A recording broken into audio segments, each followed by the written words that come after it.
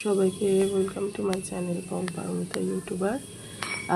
শুভ পঞ্চমী কাল ছিল, তো আজকে আমি ব্লগটা চাইছি, কাল পেরে উঠিনি। এইখানে হচ্ছে ফ্লোরিনা এবং আমার মেয়ে, ওর সাথে আর এ হচ্ছে প্রিয়ম আর পিউ, আমাদের বাড়িতেই থাকে। খুব ক্লোজ আমরা, পুজোতে চেষ্টা করি একসাথেই বেরোনো। ওরা এখানে থাকে না, ওরা বাঁশবেড়িয়ায় থাকে, এসছে কলকাতায় আমাদের সাথে পুজো ঘুরবে দেখে।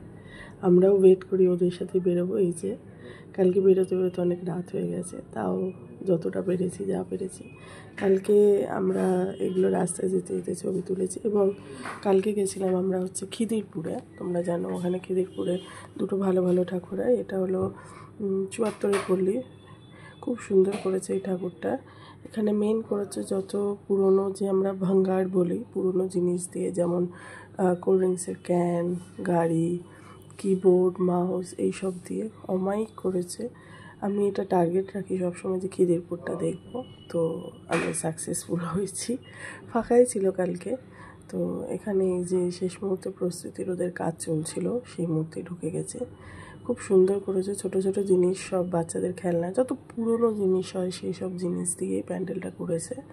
অ্যান্ড মানে কোনো জিনিসই মিসইউজ করার মতন নয় বা ফেলে দেওয়ার মতন নয়, এটাই এরা মেসেজ দিতে চেয়েছে। তো এই দেখতেই পাচ্ছ ছোটো ছোটো বাচ্চাদের জিনিস, বোতলের ঢাকনা, এভরিথিং, মানে কোনো কিছুই ফেলনা নেই, চাইলে তুমি সব কিছুকেই ইউজ করতে পারো, ইউটিলাইজ করতে পারো, এটাই মেসেজ দিয়েছে। আর এটা হচ্ছে ও ঝাড়টা করেছে। এই যে ঝাড়টা যেটা করেছে, বোতলের 2 লিটারের যে বোতল হয় কোল্ড ড্রিঙ্কসের, সেগুলোকে কেটে খুব সুন্দর করেছে, খুবই নিখুঁত। আর এটা হচ্ছে মায়ের রূপ, পাশে পুরো মাউস দিয়ে, কিবোর্ড দিয়ে এই ডিজাইনগুলো করা ছিল। সামনে থেকে না দেখলে বুঝবে না যে কতটা সুন্দর, তাও আমি চেষ্টা করেছি ছোট ছোট করে তোমাদের সামনে তুলে ধরার। এটা হচ্ছে 25 পল্লী। এটা তোমার করেছে হচ্ছে লেটার বক্স, মানে আগেকার দিনে পায়রা থেকে শুরু করে যে চিঠি আদান প্রদান হতো, তারপরে যে লেটার বক্স অব্দি জিনিসটা এসছে, সেই পুরো জার্নিটাকেই এখানে দেখানো হয়েছে যে কী করে চিঠি আদান প্রদান করানো হতো। তো এটাও খারাপ লাগেনি, মোটের ওপর ভালোই লেগেছে। এখানে দেখতেই পাচ্ছি যে এখানে স্টেপ বাই স্টেপ এগুলো রয়েছে।